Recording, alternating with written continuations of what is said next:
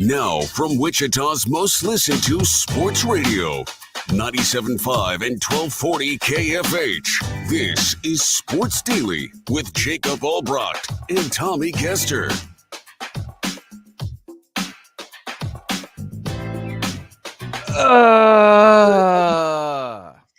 It's over. The magic season is over, and we're here to talk about it today. Welcome into Sports Daily, everybody. It is a Friday.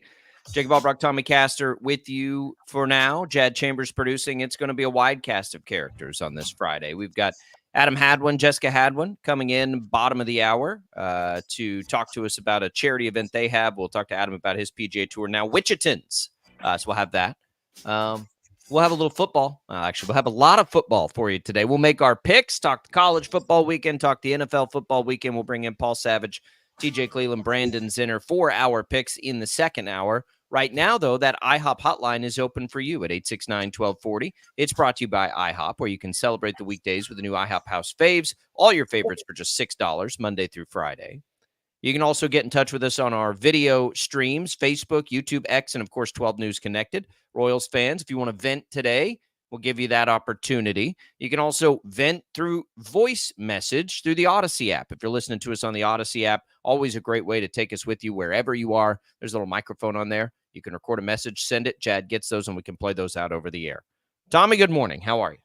Hey, happy Friday. I know we've got a really busy show today, a lot of different features to get to on the program. Of course, I know we're going to lead with the Royals, talk about the game last night, talk about what the future might hold for Kansas City. But I'm excited to get into the weekend, excited to be here today, and looking forward to jumping right into it. It's a bummer. It's a bummer. I loved everything about last night's game except the outcome, right? That felt like playoff baseball. You don't typically get benches clearing in playoff baseball, which makes it even better. I had no issue with any of that, by the way. That was Isbell almost doing what he almost never does, getting that home run. God, in any other ballpark, right? It's just like, oh man, it was high drama. You had Garrett Cole looking like Garrett Cole. I thought a couple of times they were going to get it done, and they don't, and the season's over. What a ride! I always say how much I love postseason baseball, but the agony of the exit of postseason baseball is pretty brutal. Pretty brutal, especially when you invest as much as you did in a team like we did with the Royals this year. Yeah, I mean, look, I think it's really easy to get caught up in the outcome last night and to think about, man, what could have been, and just the way that this team had galvanized and rallied around each other all season long, when it was a roller coaster year, up and down, and the highs were really high and the lows were really low. And think about, man, they were just a couple of steps away from another World Series. And so that it's really easy to get into the what if type scenario and thinking and mentality and mindset after a game like last night and after a series like what the Royals had. But look, that's not where I'm at this morning. I mean, I thought about that for a little bit. I let myself get into that mindset for just a brief period of time. And now I'm really excited. I'm really pumped about what the future holds. I am too. Royals team. And that's what we'll talk about that here as we make our way through it. We'll do that in our second segment. But I just, the only thing where you could maybe think about the what if is the out call at second in game one. That's the only one that sort of lingers with you. But, the Yankees are a really good team. I thought the Royals' game plan for them was really good. They largely suppressed that offense, which is impressive. But the bats that sort of failed them down the stretch kind of failed them in the postseason. They never did get it going offensively. And that's okay. They didn't have a lot there that was, they had a stretch where they were scoring runs, but it was always like, well, maybe this is a good offensive team, So that's the place to attack in the offseason. Again, we'll talk about that in just a little bit. But it was a great year. I think you feel good. It re-energizes the fan base, and it was a fulfilling series, even though everyone hates the Yankees. You had the drama of Jazz Chisholm, who was talking all series long, and it was a really fun playoff series. I'm with Paul Savage, who begs for these to be 7-game series when you get to this point. This would have been a really fun 7-game series. Yeah, I don't know if it would have been. I mean, as far as like, yeah, the entertainment value, as far as like the benches clearing and all of that, I think the Yankees, had it even been a 7-game series, probably would have come out on Saturday and won the game. I mean, they probably would have won the series 4 games to 1 with the way that the Royals have been playing. And that's not a knock on Kansas City. It's not a knock on Kansas City. It's just the reality. Like, let's be real about the situation. The pitching for New York was phenomenal all series long. The Royals bats weren't really getting anything done. No. That's been an ongoing issue for the last month plus for Kansas City. It is what it is. So sure, for an entertainment value, for the fact that you had Jazz Chisholm talking and that drama, you had Michael Garcia and the slide in last night, the benches clearing, all of that. Sure, it would have made for high drama. But as far as baseball, I mean, let's be real. The Yankees were the better team in this series. They just weren't. That's okay. That's fine. But they were razor thin. I mean, the margins were razor thin in that series. Like, it's not like the Royals got pushed around. You had the out call at second in game 1. Everything else was within a couple of runs. The pitching pushed them around. I mean, let's call a spade a spade. When they were down 2-0 last night, my first thought was, man, that could easily just have been 10-0. It just seemed as insurmountable as a 10-0 deficit for Kansas City. When the last time the Royals won a game at home was? Sometime in September 8th. Yeah. Like that's the other part that sticks with you. They have not been able to win games at the KA down the stretch. And it bled into the postseason. I think it's a 9-game losing streak at home. Like, let's not sit here and think that like the Royals really had like this significant chance to come back and win the series. Like, even had it gone to 7 games, even if it was a 7-game series, they would have been down 3-1. They would have needed to win 3 games in a row against the Yankees. That's unlikely. It would have been unlikely. It would have been unlikely, but I still would have liked to see it. I still would have liked Reagan's to make it 3-2 and then, all those things. But it's okay. It's okay. Like, it wasn't. The Royals were not like totally overrun. And trust me, I've seen series against the Yankees over the years where teams were that. The Royals weren't that. And I think that's the optimism today. The other reality is, like, it's disappointing and it stings still today. I mean, there's no doubt, and it's going to for a little while. But I think the focus is how much of this carries over. And for me, when I think about the Royals, I think about the misery of the last 9 years before this year.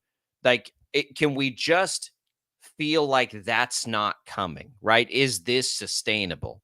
And I think with Bobby Witt Jr., the short answer is absolutely it is, but it's more than that. It's Salvador Perez finding a power surge late in his career and being able to extend his career probably longer than people thought. It's Vinny Pasquantino, before the injury, finding it this year and becoming the player the Royals hoped he would become and the best version of himself, like Freddie Freeman light with Vinny Pasquantino. So, there are all of these things that you can look at and be hopeful about, but the front office and the ownership is going to have to back that up. I hope that what this season did was give them the ammunition and the confidence to do that. They're still trying to build a new stadium. This is still a pivotal time in the franchise of Kansas City baseball, because there's a lot happening that's not just this team this year on the field and what it's meant. Of course, that's nice. They haven't won in a long time. How much of that, though, impacts the larger future of the team? I would say a lot, like a whole lot. I don't think there's any doubt about it. They've still got to push the right buttons. But I think this year could be, if you look back 50 years from now and Kansas City baseball is doing its thing, this will have been such a crucial year for it. Imagine the alternative. Imagine another year of toiling in the mud. You know what I mean? Like, then what? Right? So I love it. It was such a fun team this year. It was a flawed team, but it was a team that, got the best of itself and was toe to toe in the postseason, just like we thought they could be a month into the year. Yeah, and I think to your point, as far as feeling a sense of optimism for the future, I'm right there, and I think that it's a meaningful optimism because John Sherman put his money where his mouth was a year ago. That they drew, that organization, Sherman and Piccolo, drew a line in the sand in the offseason last year and said, this is not acceptable. We're not willing to just continue to languish. with this organization. So we're going to go out and we're going to do what we need to do to put the pieces together to be a competitive ball club. And they did that. They did that on the open market, and they brought in guys like Lugo and Waka. They were aggressive at the trade deadline. They were aggressive even on the waiver wire the final month of the season. Like, they never stopped toiling with this team and tinkering and figuring out what kinds of combinations they could do to lead to the most success possible. That, to me, doesn't strike me as a flash in the pan, like a catching lightning in the bottle one time, and then we'll just go back to the way that we've always done it. We're not going to spend on free agents. We're not going to invest in this team, in this organization. We're not going to try to make the farm system better. We're not going to try to draft well. We're not going to try to sign guys in free agency. We're not going to try to make trades to improve at positions and in the rotation and the bullpen. I think that what they did, not only this past offseason, but also throughout the year in trying to remain competitive, I think that's a sign of things to come. I think it shows that this team is willing to be willing to be aggressive as they can be. And remember a year ago, and I'm sure we'll have this conversation many times during the offseason. Remember a year ago, and even longer than that, when there was this big push by John Sherman to talk about a new stadium in the midst of the Royals losing big time. And we're like, dude, shut up. Like, nobody cares about this. The team is terrible. Do something about the team before you start talking about a new stadium. He did something about the team. He absolutely did. He deserves a lot of credit for that. Yeah. He hasn't gotten enough. We know that Piccolo's made a lot of brilliant moves. You can't do that if you don't have the ability to spend any money. You just can't. And Sherman has absolutely backed up what he said. Deserves a ton of credit for it. And it's probably going to get him a new stadium one way or the other. So credit to him. Let's take a quick break. When we come back, I'll tell you why I think this is sustainable. And we've talked about this before, but I'll give you a few more examples of why, beyond notice American League, I don't think this team is going anywhere anytime soon. We'll talk about that. The early look at what they can do this offseason to ensure that happens. We'll have that. Your comments on the game before we go, and on the way out, let's get a Royals message here from one of our great Royals fans all year long, Ken. Good morning, fellas. Agree with Jacob. It was a great game last night, except for the result. My only comment, in addition, is that it's 110 days till pitchers and catchers report. I like it. I like that attitude, Ken. All but, 5 teams have the same attitude. I don't know that we would have said that on October 11th of last year. Can't wait for pitchers and catchers, right? we were on to the Chiefs at that point. We're talking Royals in October. It's been fantastic. How do they keep it going? That's what we'll hit next. Man, we hope you've had fun with the Royals like we have. Let's set up one of our giveaways here. Let's give away some Wichita Thunder hockey tickets back. The home opener against Kansas City, Friday, October 18th, a week from today. We want to hook you up with some tickets. To enter, just text the word Thunder to the number 20357 for your chance to win a pair of tickets from KFH. Message and data rates apply. Good luck, everybody. We'll come back. More Royals talk next.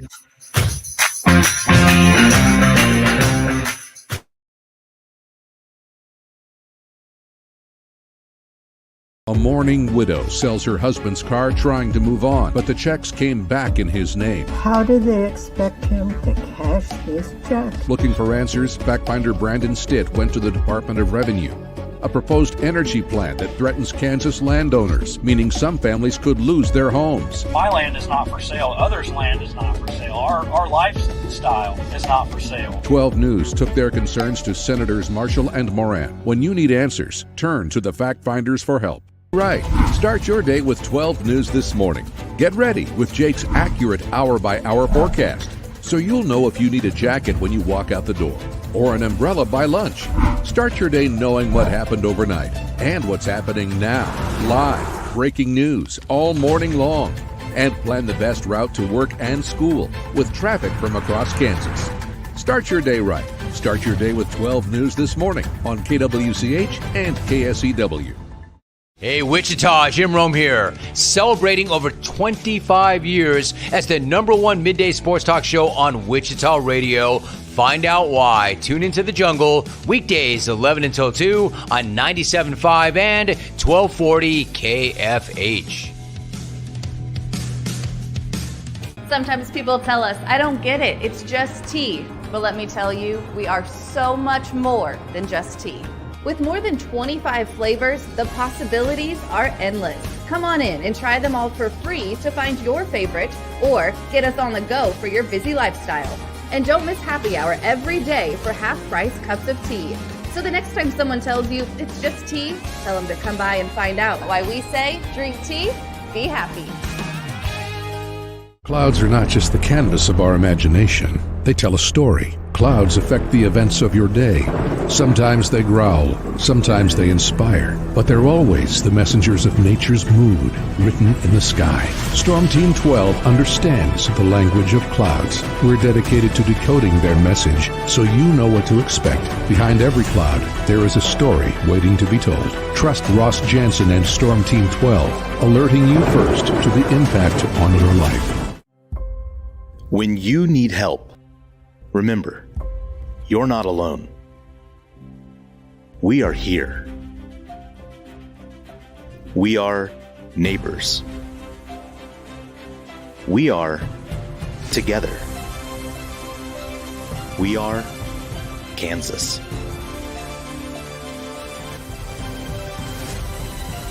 We are 12 News. They say it takes a village. Come together and support local businesses in our neighborhoods. When you contribute to local shops, more money goes back into the economy.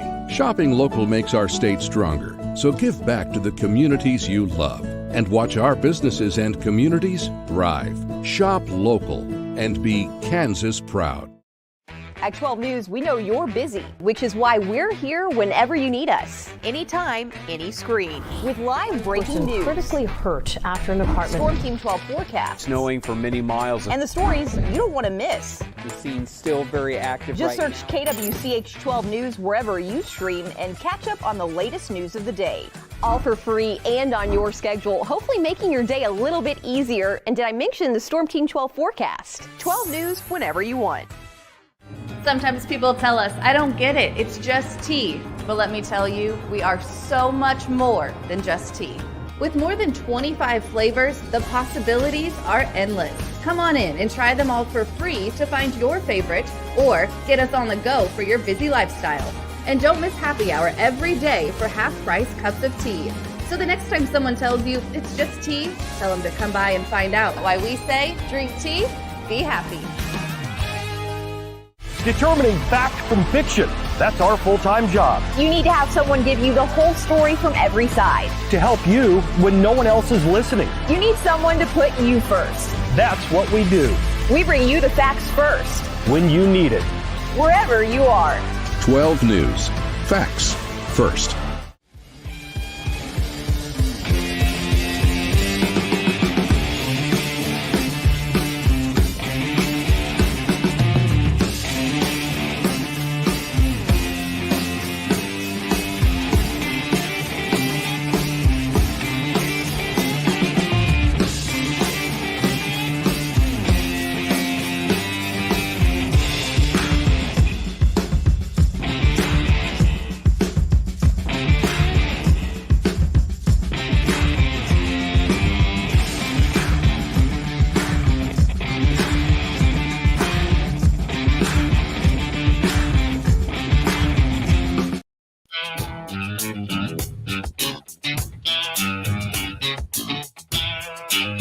All right, welcome back, everybody, to Sports Daily. This portion of the program brought to you by Crestview Country Club.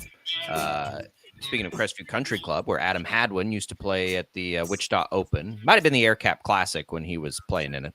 But Adam Hadwin will be on with us in our next segment. He and his wife to talk about a big event they have coming up here in not too long, a couple weeks. We can change. But Crestview's got 36 holes of golf. We tell you about the food all the time. Fridays are a great day to get out there. Have a cocktail, do whatever you want to do, a happy hour, get out there, check out the facilities, tell them we sent you at Sports Daily. All right, moving forward, Tommy, we've talked about it. I think it's sustainable. I think with Bobby Witt Jr. on a 13-year contract, Vinny Pasquantino's far from free agency, far enough. And Salvador Perez, I believe, will have a long career still. I think that he has a chance to be just a long-time DH for the Royals. Vinny Pasquantino is he hasn't even hit arbitration yet. Just for instance, neither has Cole Reagans. So if you look at those two of the cornerstone pieces, which of course we do, they're not even to arbitration. Brady Singer is not a free agent until 2027. Michael Wacha is not a free agent until 2026. Seth Lugo is not a free agent until 2027. Those contracts this offseason, which all year we talked about how frugal that was, and they've got this great pitching. Those were not one-year deals. Lugo has a player option before, but they will be able to bring all of those same players back on basically the same deal. Gets even more affordable, I'm sure, when we see what the market is for pitching in the offseason, Tommy. And so when you get to start there, when you get to start with basically 4 out of your 5 starters, and Marsh could make 5, you start there, you've done your bullpen work at the trade deadline. Hunter Harvey was not a rental. Lucas Erceg was not a rental, I don't think. I need to look at Lucas Erceg's contract real quick. But those moves that were made, Tommy, were not rentals either. And so, Erceg's not even to arbitration either. It took him a while to get to the big leagues. So their bullpen is largely in place. Their starting rotation is in place. The biggest bats in your lineup are set. The Royals get to attack this offseason to go find the most affordable things you can find in a baseball offseason. Bats. And they don't need to go make a big splash. I don't think they do, Tommy. I don't know if you agree. They do need to go make a couple of moves. They probably need to get an outfielder at minimum, right? And then maybe a couple more veterans in there. But this thing looks like it's going to carry right over to me.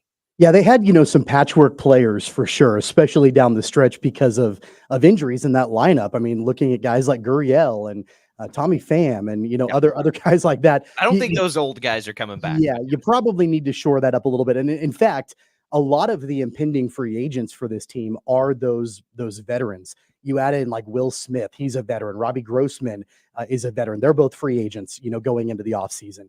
I think you've got to make a decision. Is there any desire to bring Michael Lorenzen back? He's going to be a free agent in the offseason. I don't know about that. I mean, I wonder if, and I kind of agree with you as far as like a big splash, but I think figuring out maybe the 5th spot in the rotation, the 4 main guys are solidified going into next year. But do you go and try to sign a free agent pitcher? I don't think so. Is it Daniel Lynch potentially that you roll with? Alec Marsh? Do you try him again as the 5th starter? Do you go internal, or do you try to figure out maybe somebody in the free agent market? But I do think that focusing a lot of your energy in the free agent market on depth in the lineup, I think is going to be extremely important. Especially you mentioned the outfield. I think that's the case. I kind of like overall the way that their infield is set up right now. I'm a fan of that for the most part. I mean, I like Massey.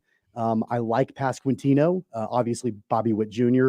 You might maybe want to look at something at third base, although Michael Garcia, I think was up and down this season. So I don't know. I mean, I'm okay with overall their infield. I do think if they're going to try to get some bats, they're going to need to look in the outfield. I am perfectly okay upgrading at second or third. Either one would be fine. I know you're not high on Michael Massey. I love Michael Massey. No. I love Michael Massey. Michael Massey is awesome, has been awesome, always been a fan. But if there's an opportunity, then you can use Michael Massey somewhere besides second base. What I'm saying is, like, just if you've got an opportunity to get a second baseman that makes your offense better, don't let Michael Massey scare you. Utilize him somewhere else. He can play another position, right? Same thing at third base. Don't let having Michael Garcia stop you from upgrading the offense. That would be my attack to the offseason, because it's not like those guys aren't useful if you bring somebody else in.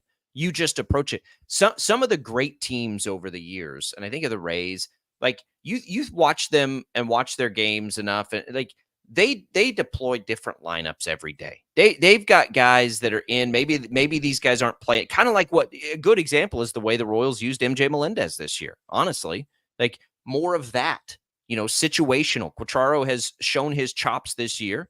at being able to tinker and do those things. You've got to find a leadoff hitter. That would be top priority for me, wherever that is. Don't care the position. Find somebody that can get on base ahead of your guys, and that would be my top priority. Would be leadoff hitter, especially if Bobby Witt Jr. is totally opposed to being a leadoff hitter, which he was this year. Maybe that continues. Then that would be my top priority.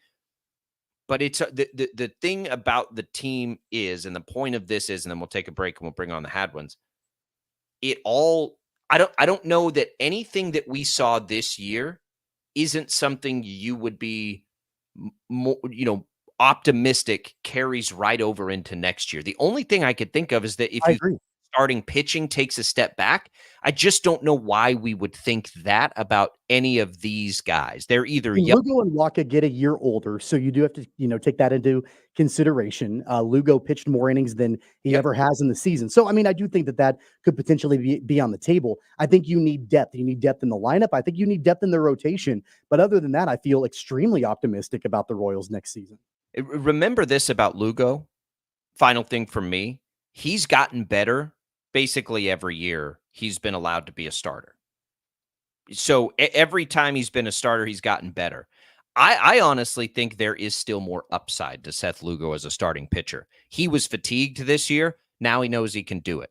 Next year, hopefully that fatigue doesn't set in as much, and he's more like he was first half of the year, Seth Lugo, for longer. I think his arrow's pointed up. I know he's older, but he hadn't been a starter for that long. His path is strange. So I'm super optimistic on the Royals. Futures bets now because I think they could get back. Man, I just realized I lost my bet, Tommy. I didn't even see what the cash out option was going into that series. I wouldn't have taken it anyway. All right, let's take a break.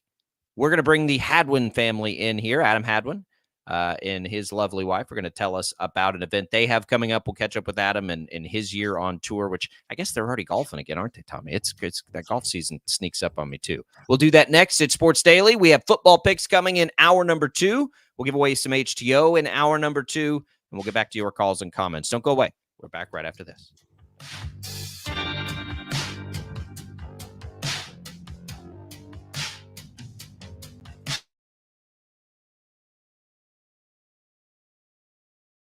A mourning widow sells her husband's car trying to move on, but the checks came back in his name. How do they expect him to cash his check? Looking for answers, fact finder Brandon Stitt went to the Department of Revenue.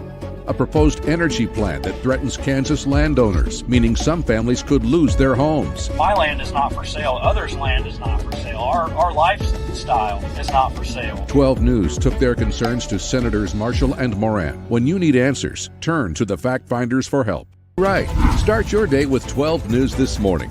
Get ready with Jake's accurate hour-by-hour forecast, so you'll know if you need a jacket when you walk out the door or an umbrella by lunch. Start your day knowing what happened overnight and what's happening now. Live, breaking news all morning long. And plan the best route to work and school with traffic from across Kansas.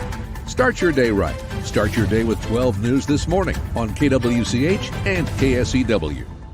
Hey, Wichita, Jim Rome here, celebrating over 25 years as the #1 midday sports talk show on Wichita Radio. Find out why. Tune into The Jungle, weekdays 11 until 2 on 97.5 and 1240 KFH. Sometimes people tell us, I don't get it, it's just tea. But let me tell you, we are so much more than just tea. With more than 25 flavors, the possibilities are endless. Come on in and try them all for free to find your favorite or get us on the go for your busy lifestyle. And don't miss happy hour every day for half-price cups of tea. So the next time someone tells you it's just tea, tell them to come by and find out why we say drink tea, be happy. Clouds are not just the canvas of our imagination. They tell a story. Clouds affect the events of your day. Sometimes they growl, sometimes they inspire, but they're always the messengers of nature's mood written in the sky. Storm Team 12 understands the language of clouds. We're dedicated to decoding their message so you know what to expect. Behind every cloud, there is a story waiting to be told. Trust Ross Jansen and Storm Team 12, alerting you first to the impact on your life. When you need help, remember, you're not alone. We are here. We are neighbors. We are together. We are Kansas.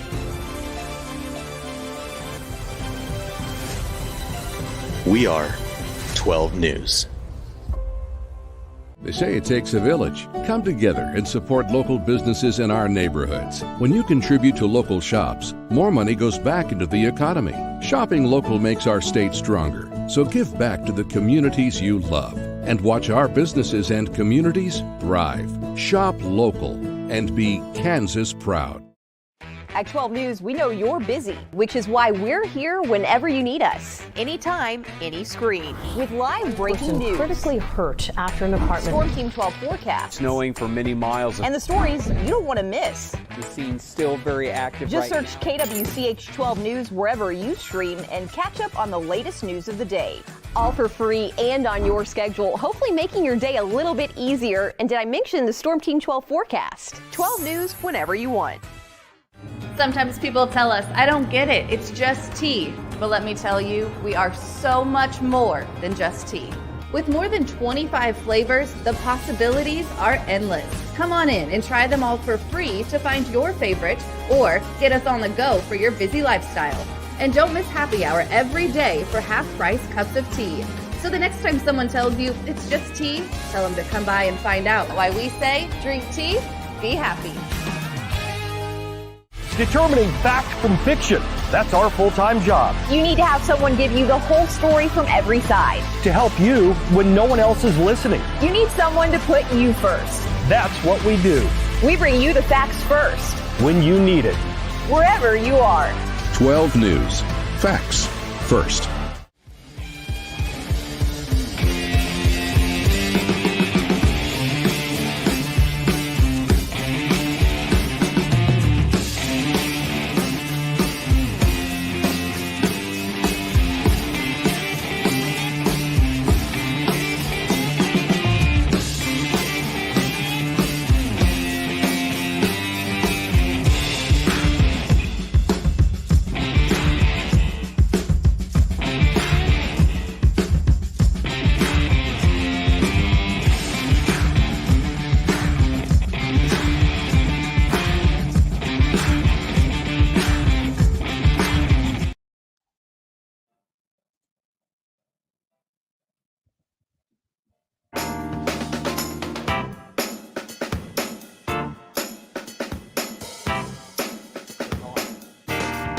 All right, welcome back in, everybody. Sports Daily here on KFH. Jake Ballbrock, Tommy Castor with you. Jad Chambers producing. Working on getting connected with Adam and Jessica Hadwin, so bear with us on that as we get that sorted out. I do want to thank Prairie Fire Coffee for a great cup of coffee each and every morning here at KFH. Always love that. And tell you that, you can catch us anytime in the present or in the future if you download the Odyssey app and just search Sports Daily, search KFH. You can find the show. We put that out in podcasted form each and every time here on the program. So now that those things are out of the way, let's introduce Adam and Jessica Hadwin. I think we have you guys both here. How are you this morning? Welcome to Sports Daily.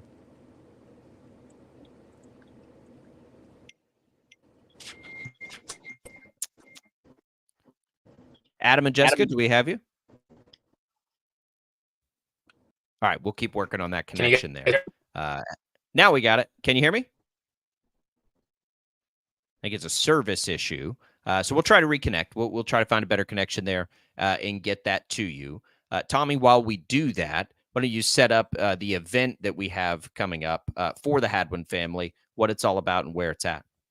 Yeah, it's called Tees for Tots. The Hadwin Family Foundation is a great organization here in town. And the event is coming up on October 27th.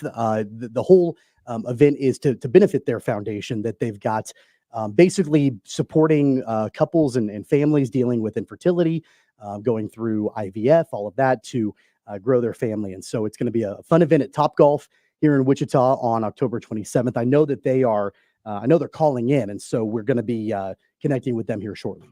Yeah, so we'll get that connection, and that's a cool event. And I know one that it's been a really cool connection for you, Tommy, as you've, as you've gone through those things. You've been very open about that here on the family, but I believe we have the Hadwins now via the IHOP hotline. So Adam and Jessica, can you hear us now? Yes, we can. There Sorry you about go. that. How are you guys? No big deal. This happens all the time. All right.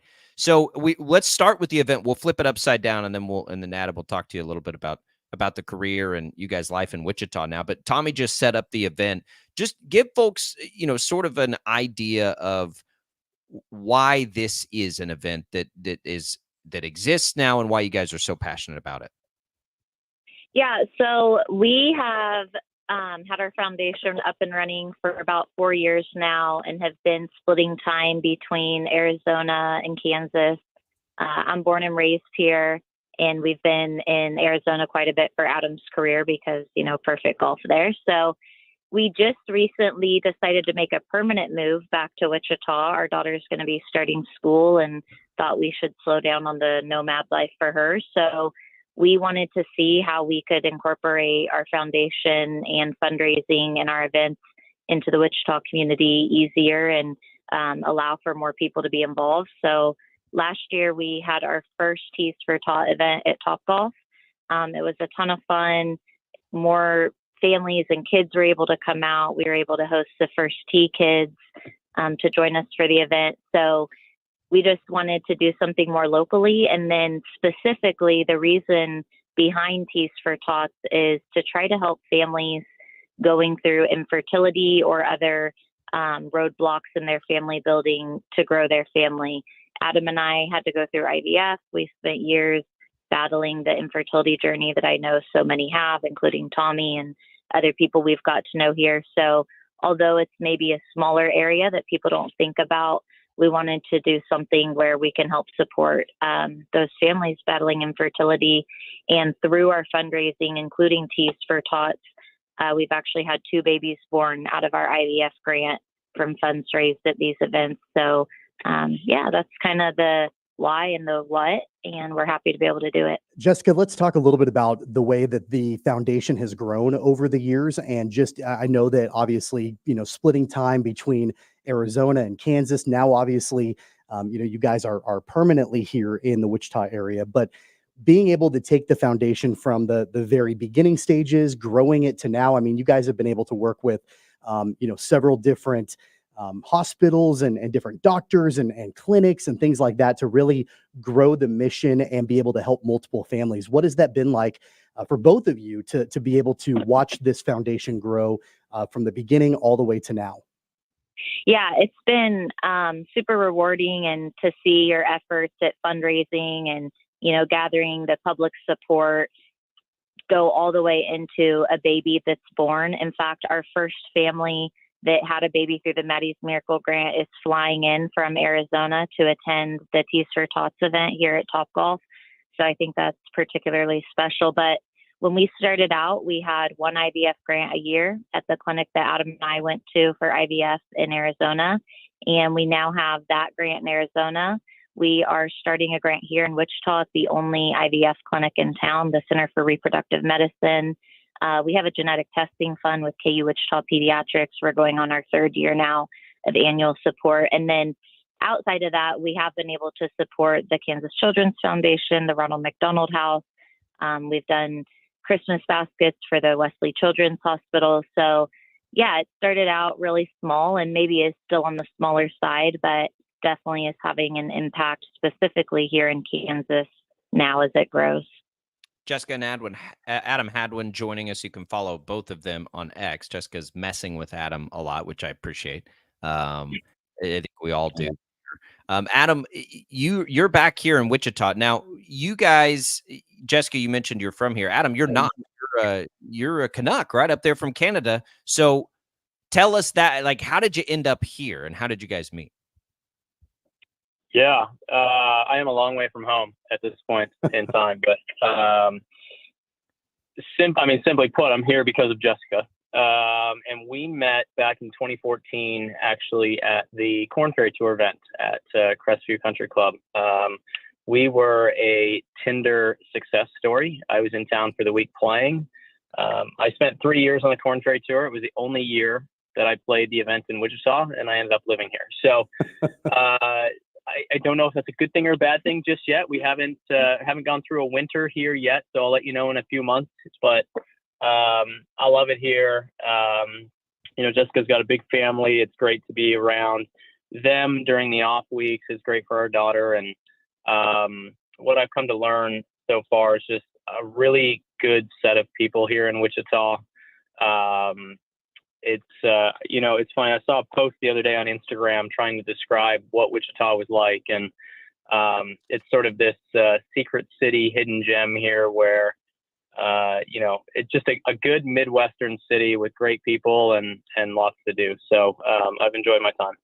Adam, I was going to ask you about the winters, and I know that, we're not in Minnesota. We're not in Canada, obviously, for some of the brutal winters, but it does get cold. It does snow. It does, do all of that. This will be the first winter that you guys are in Kansas, not, splitting time between Arizona and Kansas. What do you anticipate, for the golf game and getting ready for the season, the spring flight, of all the tournaments on the PGA Tour? What do you anticipate the winter being like now that you're going to be here in Kansas?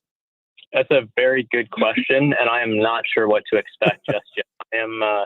I'm going to keep my my mind open to any sort of possibility.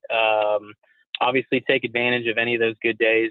I do remember we came back for Christmas last year, and it was 63 degrees just before Christmas. So, take advantage of those good days when you get them. The other thing, luckily for us, is that, or for me, anyways, is that I'm on the road most of the time starting January anyway. So to pop back during an off week and maybe take a rest from being on the road is probably not the worst thing in the world. So I expect to find a couple places to hit some balls during those off weeks indoors just to kind of stay sharp. But otherwise, just be at home, spend time with family, and be a dad. We'll lie to you and tell you that it's always 63 degrees in the winter here. It never changes. It's good. Just like Arizona. Adam, let's talk about your year last year and then going into this year. It always sneaks up on us the start of these seasons. Great year last year. We're on the outside, obviously, but looking at it, watching, it felt like last year you really hit a groove. Did you feel that way? And how do you carry that into this year? Yeah, at points, for sure. I felt last year was there was a lot of good and just a lot of bad to me. It felt like it was a very inconsistent year. Obviously had some great results in some big events. Starting off in LA, played well at Memorial there in the middle of summer, and just I felt like I put myself in a really good position to get back to the Tour Championship and sort of make it a really good year. And I didn't pull it together there down the last couple months, and that left me off the President's Cup team. And so while I set myself up for another good year this coming year, next year, getting back into the signature events is always a big thing. I can set my schedule. I definitely felt like I left some things on the table, which I guess we always do every year. So, Adam, what does the fall look like for you? Are you playing in any of the tournaments in the fall swing of the PGA Tour, or is it primarily just getting ready to go for 2025? I'm going to play next week in Vegas. Okay. I did that last year as well. It was the only event I played, and likely will be the only event I play again this year in the fall. Otherwise, just getting ready for next year, just enjoying the time off. I felt like my body really enjoyed the extra couple months last year, and so I'm going to take advantage of that again. Just enjoying being at home, enjoying this fall weather here, and just kind of hanging out before everything kind of kicks off in January, because we really do. Once January starts, we're kind of January through August pretty full on. So. Well, listen, Tommy and I we'll go out and hit balls. Tommy's a better golfer. I'm a better beer drinker, at least self-proclaimed. So we can go have some fun out there, and we can have fun at Topgolf too. So a cool thing about y'all's event is you're hitting balls with us there, correct? Adam, that's you're out there swinging away with the rest of us. Yeah, every once in a while, I got to do some meet and greets and some kind of wandering around, spend some time with the first tee kids. But I do a Beat the Pro, kind of in the middle of the event, and we've changed it up a little bit this year. Last year we had people buy into it. This year I think we're gonna select 10 or 15 people at random that are at the event to come over and take a swing against me. And if you beat me, we got some prizes for you. And just trying to hang out with as many people as possible. As Jessica mentioned, this is year 4 for us, I think now, or going into year 4 next year. And I mean, it really has been incredible, the support that we have gotten. When you start up something like this, and especially with infertility, it's not a very publicized, highly talked about subject, and so you never quite know what's going to transpire. And we've been very fortunate. A lot of people have come forward to tell us their story, and we've been very fortunate to just get some amazing support within the community. So really looking forward to seeing everybody again in a couple of weeks and hanging out with them. Jessica, let's talk really quickly about the event and how people can be involved in it. I know you guys have some tickets left for people to come and watch everything, and you've been working really hard on the silent auction and a lot of the other cool things that you guys have going on at Topgolf this year. I know Jacob and I will both be there to take part in it, but just let everybody know about how they can be involved and what they can expect at Topgolf in a couple of weeks. Yeah, so we still have spectator tickets for adults, which essentially gets you the full food buffet, unlimited mini golf, the opportunity to get into the Beat the Pro raffle and go one-on-one against Adam, access to the silent auction, also access to a really awesome raffle prize that we have coming. So those are $50. We have a good handful of those still available for people that want to come. And then we also have tot tickets. It's essentially the same thing, but for kids for $25 each. And the kids this year are going to have a costume contest that Adam will give the trophy to, and also some fun pumpkin decorating and mini golf. DJ for the Win is going to be there doing the beats for the party. So the tickets we have left get you in the event, and also a lot of goodies while you're there. And those can be purchased on our website, www.thehadwinfamilyfoundation.org. You can also find us on social media @ Hadwin Family Foundation. And just reach out if you want to get a ticket to that and join in on the fun. Adam, Jessica, we really appreciate it. We're looking forward to the event. Tommy and I will both be there.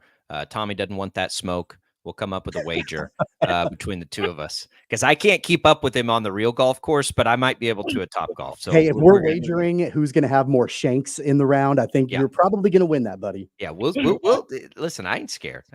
Adam's been coaching me silently for a while. You didn't know that, but he has been giving me tips. We can work on anything. Okay. All right. It'll be fun. Get out there. There are tickets left. The HadwinFamilyFoundation.com. Find them on social media. We love this event. Love that we've been able to make this connection. Adam, Jessica, we will see you guys soon. One more time on the date. Yeah, it's October 27th, 1 to 4 p.m. at Topgolf in Wichita on Greenwich Road. We will see you guys a few weeks from Sunday. Thanks for hopping on with us here on Sports Daily. Thank you, guys. Thank you, guys. There go Adam and Jessica Hadwin. Really cool event. Love that we have a Wichitan now, Adam Hadwin, to follow on tour. That has always, to me, made the PGA Tour more fun when you just have somebody to follow on the event.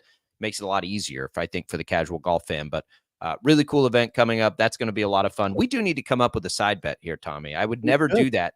I would don't even need a handicap, I don't think, at Topgolf. The reason. Can I tell you the reason why I don't know if we should make a wager? I mean, I think it'd be fun, but you still owe me golf beers from a wager that I won months ago, and we have to play golf. I owe you the beers the next time we play golf. What do you think the realistic chances that the two of us in our insanely chaotic lives find 4 hours at the same time to go play golf? It's funny because I don't think people who listen to this show frequently realize we rarely see each other in person. We're rarely around each other. Like, there was a point in time, like maybe the first year we did this show together, we maybe were around each other twice.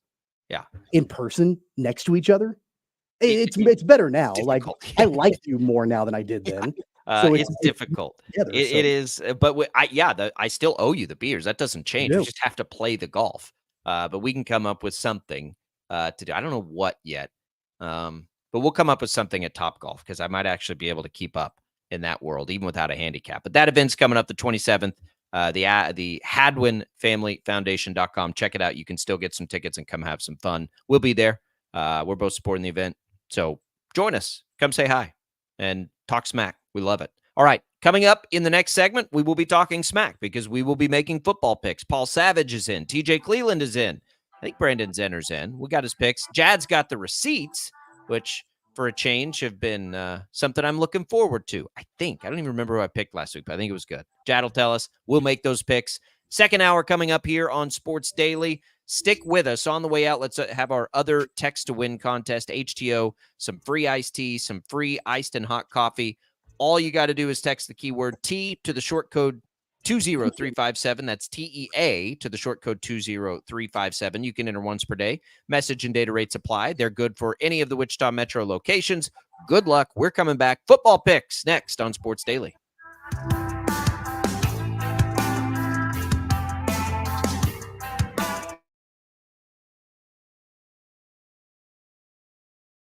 A mourning widow sells her husband's car trying to move on, but the checks came back in his name. How do they expect him to cash his check? Looking for answers, fact finder Brandon Stitt went to the Department of Revenue.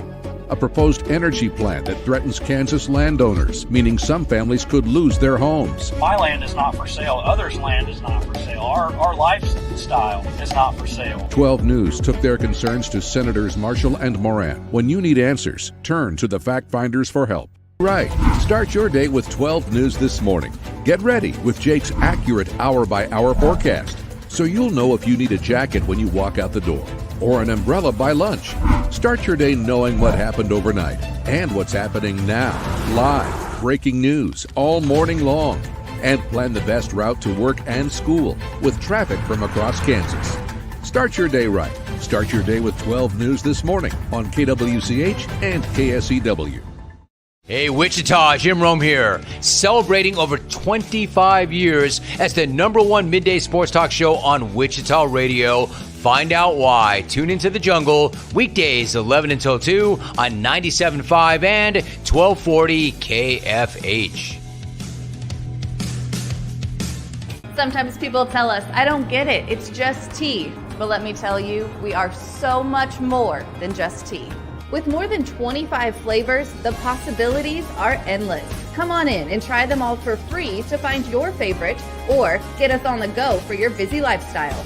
And don't miss happy hour every day for half-price cups of tea. So the next time someone tells you it's just tea, tell them to come by and find out why we say drink tea, be happy. Clouds are not just the canvas of our imagination. They tell a story. Clouds affect the events of your day. Sometimes they growl, sometimes they inspire, but they're always the messengers of nature's mood written in the sky. Storm Team 12 understands the language of clouds. We're dedicated to decoding their message so you know what to expect. Behind every cloud, there is a story waiting to be told. Trust Ross Jansen and Storm Team 12, alerting you first to the impact on your life. When you need help, remember, you're not alone. We are here. We are neighbors. We are together. We are Kansas.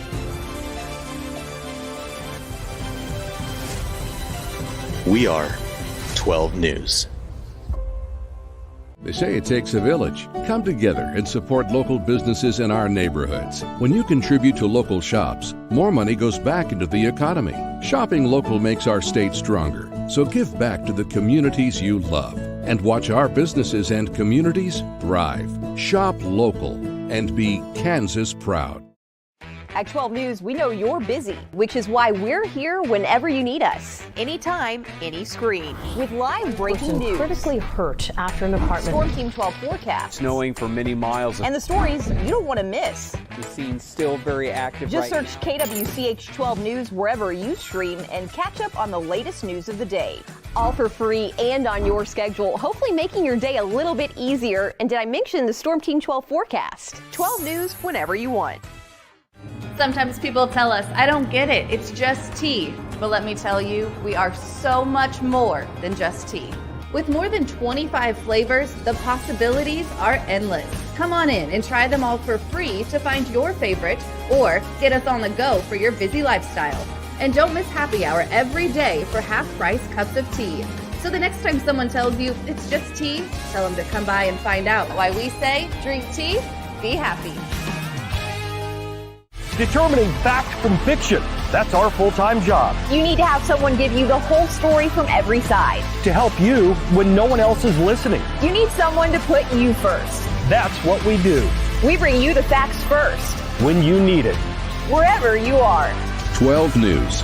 Facts first.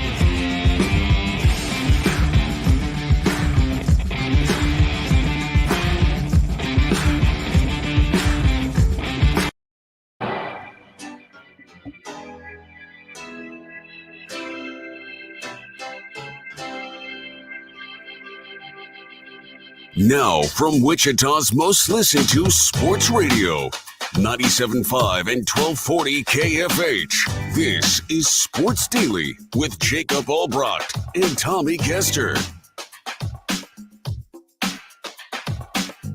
Welcome back in, everybody. Hour number 2 of Sports Daily with you. You've got Jacob Albrocht, you've got Tommy Kester. We've also got Paul Savage, TJ Cleveland, Brandon Zinner on the show with us here. You've got the IHOP hotline, 869-1240. It's brought to you by IHOP. Celebrate the weekdays with new IHOP House Faves, all your favorites for just $6 Monday through Friday. It's all there. You can watch us on our video streams, 12 News Connected, Facebook, YouTube, X. We're ready to rock and roll. We're ready to party because we're ready to make Friday football picks. Jad, how do things stand here as we make our way into it? Well, right now, things are looking interesting. I guess I'll put it that way. Jacob, of course, yeah, you've won 2 weeks in a row, so congratulations, Jacob. Thank you. You're still not in first place. You're still, all of you are behind Paul at the moment still. Yeah, that's right, Paul. You're still. What a shame. Yeah, you're still leading there. But how this all breaks down right now is Jacob, you are 19-15, Paul 23-11. That is all followed by TJ at 18-16, Tommy at 15-19, and Brandon at 12-22. So that's right. Here we go. No problem. No problem. TJ Cleveland, if you're watching us on the video stream, TJ's here. He's going to be voice only as he's driving right now. Safety first. All right, Jad, hit the music. Let's make some of these picks. No KU this weekend, no Chiefs this weekend, so we're getting maybe a little more variety around the country in these. And we start with a big one. It's no longer a big one in the Big 12, but it's still a big one. Red River Showdown, Texas, Oklahoma. Both teams are good this year. Both teams are ranked. Texas may be the best team in the country. Certainly look like they have been at least thus to this point.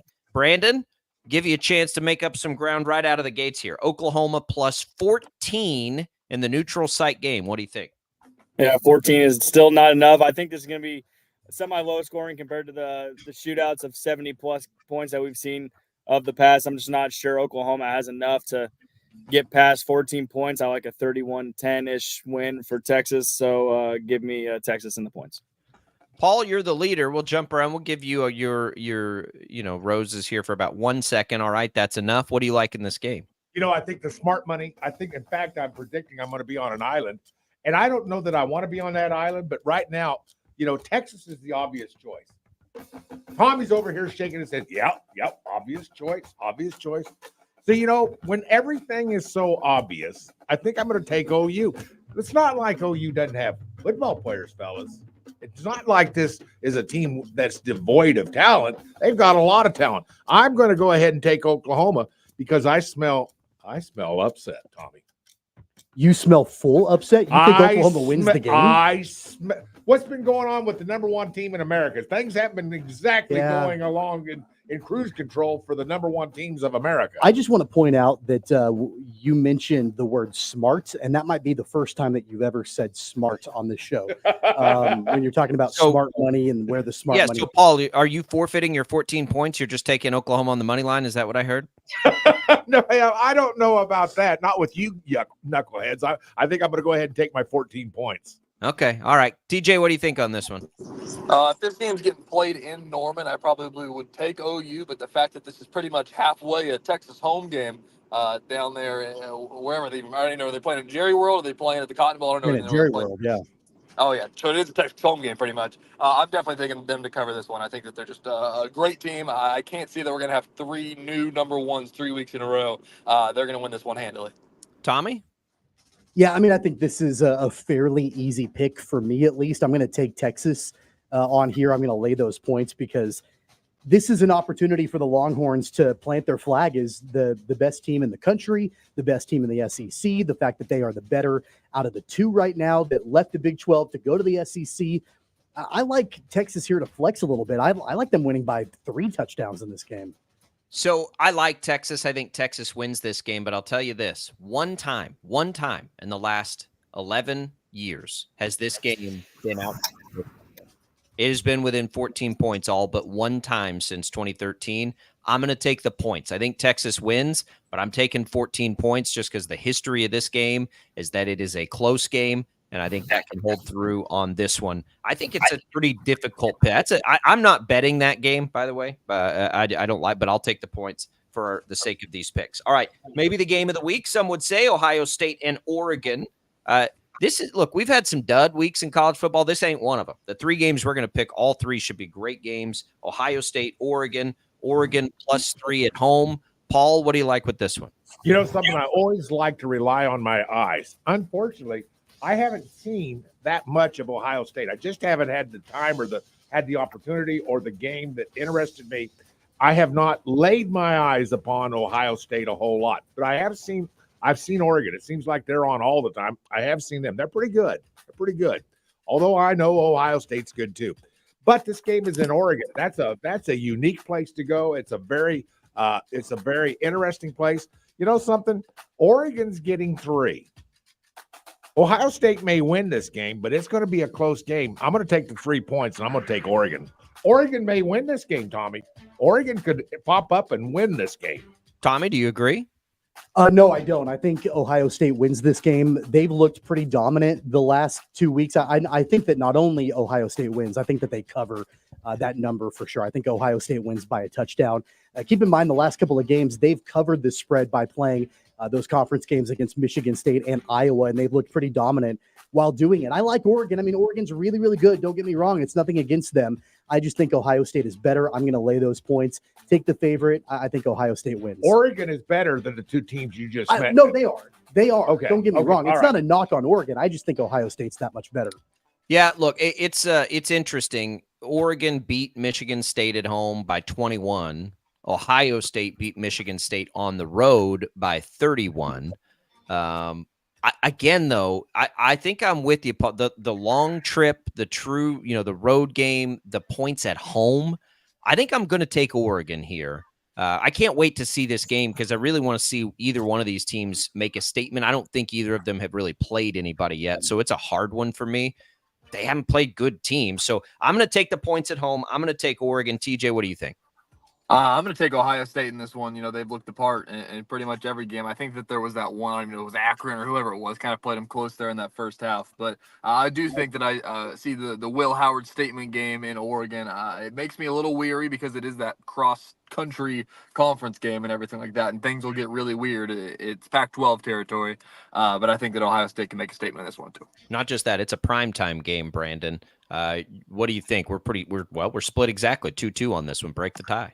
Yeah, this is the one where I don't like picking last. I was hoping maybe to get an island or something. but I'm going to go ahead and take Ohio State. I just like what I've seen. I don't know how Paul hasn't seen them. They are on TV. It seems like more than any other team, certainly more than Oregon. But yeah, give me the Buckeyes on the road. I haven't seen him. I haven't sat and watched Will Howard play either. I'm actually looking forward to that, seeing him. I pay attention to their games. I follow along, but yeah, we're watching Big 12 football in this house. All right.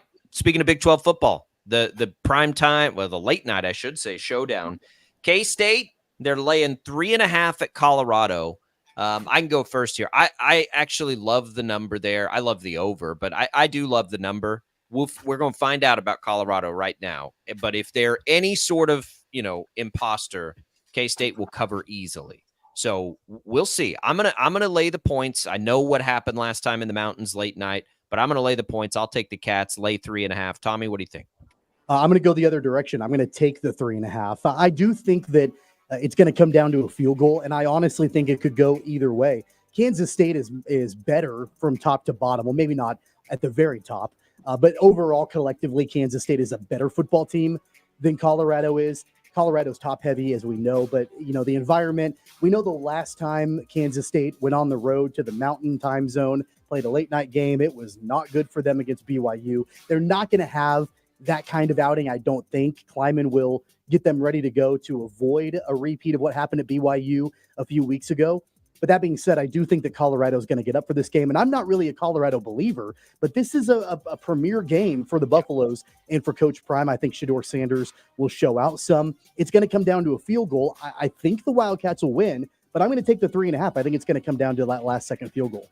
It's probably, at least off the top of my head, the biggest opportunity for Prime in reality. They had big games last year, but the reality is they weren't going to win any of those. This is probably their biggest chance, TJ, to get one of those. Which side of this are you on?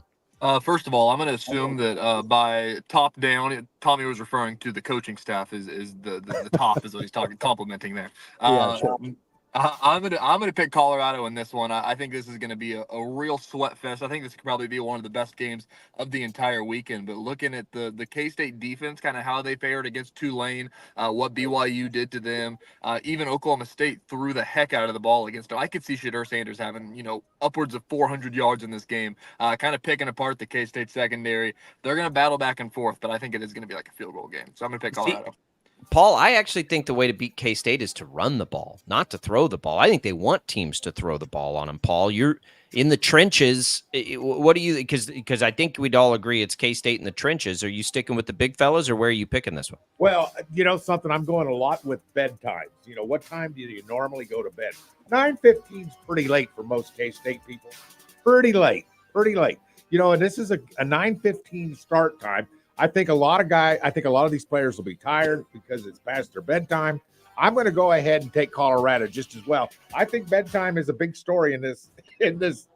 That's the headline is bedtime. That's what Paul is confusing his own bedtime with the bedtimes of 19-year-olds. But okay. That's listen. If you guys are getting Brandon, you going to give me this island here right now with K-State? Coming off a bye week? Absolutely not, Jacob. Chris Kleiman, after the bye week, it didn't do him any good last year at Oklahoma State. But I think they kind of had a chance to go back to the drawing board. I think they are going to come out and try to use those trenches to their ability. They're going to try to run the ball with DJ Giddens. And maybe we see a big special teams play. We know that Paul loves this K-State special teams. It worked for them early in the early weeks. We haven't seen it the last couple. I think they're going to be able to make something happen there. Give me the Cats, and speaking of bedtimes, I guess we'll find out Sunday morning who wins this one. I'm probably not gonna be up at 1:00 in the morning to catch the end of this one. I'm not going to make it through, Tommy. You're not going to make it the kickoff. I don't think. 9:15 is pretty rough. For hey, Paul, when you eat dinner at 4:00 in the afternoon, you're going to be fast asleep by 9:15. Well, usually 3:30. Are you kidding? 4:00. That's a little late for me. Get that early bird special. I'm an advocate actually of dinner in the 4s. I think it's underrated. It just leaves open the opportunity for a late night snack. Let's make some NFL picks here. Commanders, Ravens. Ravens are 6.5-point favorites at home. TJ will let you start this one. Are you a believer in the Commanders or not? Because you got an opportunity to prove it. I don't think I'm a believer in the Commanders. They really impressed everybody on that one Monday Night Football game, seeing what Jaden Daniels can do. But I think that was just a little bit of a hype train for a little bit. I think it's slowing down. And as we've said every single week, we think that the Ravens are probably one of the best teams in football. Seeing what that rushing attack can do, I think they'll take this one over the Commanders. Brandon, you agree? I am a believer in the Commanders, but not enough to get me off the train of the Ravens. I do think they are the best team in football. Despite the Vikings being 5-0 on a bye week. But yeah, just give me Derrick Henry, Lamar Jackson, averaging over 6 yards a play. It's ridiculous. They're going to keep it going against Washington and cover. Paul, do you think Jaden Daniels can do it against a defense like this? I can see the future, and I can see an island with Washington. I remember when we were having conversations about the draft, about 9 months ago, we were having these conversations. And, we were always talking about who we thought would make the best quarterback. I consistently said Jaden Daniels was going to be that one guy. And I think I'm right. He's got all the tools. Can he do it? I don't know, but I can predict the future. Tommy's going to take Baltimore. Jacob, you're going to take Baltimore. I'm taking Washington because 6.5 points. I'd like it if it was 7. I'd love it if it was 7. I'm going to go ahead and take Washington to cover this and maybe even win the game based upon the footwork and the arm of Jaden Daniels. Yeah, I think the arm, I'm with you, Paul, and I'm not going to give you the island because I'm going to take Washington, and I do think it's the arm of Jaden Daniels in this one. Dang. The Ravens are gettable over the top. And they've been doing that with Terry McLaurin. It's too many points for me. I don't know if they'll win the game. Right. This year in the NFL, big lines like that, it's been going to the underdog. And with a playmaker like that, even if they get beat up on early, this may be a backdoor cover. I'm going to take the 6.5 points. Tommy? Well, I think people are still, considering the Commanders kind of that fraudulent franchise, but they've got new ownership. They've got obviously Dan Quinn, Jaden Daniels, I think is the real deal. And I think that he's solidifying himself. They're really good, and they're going to continue to get better and improve as time goes on. That being said, they're running up against a buzzsaw in the Ravens. This line, in my opinion, could be double digits, and I would still lay the points. I'm going to take Baltimore. I think that they win. I think they win by 2 touchdowns. It doesn't take anything away from Washington. I really like them a lot. I'm going to take Baltimore, though, at home. Lions at Cowboys. Cowboys are 3-point home dogs. It feels like it's been 2 decades since we could say the Cowboys were ever 3-point home dogs. Brandon, you buying that at all? You taking the Lions here, or is that a little fishy to you? I'm just going to take the Cowboys, trying to will another game. We good, TJ? Hold on. Just trying to will the Vikings into yet another half-game lead over the Lions in the NFC North. So for that sole reason, I am taking the Cowboys. Tommy, which side of this? I love this game, by the way, but which side are you on?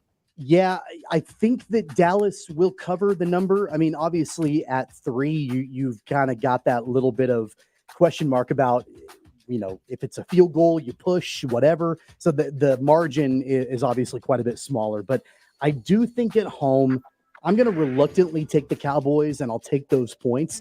As much as I do like Detroit, and I think that they are obviously a really good team, Dallas hasn't put it together quite yet.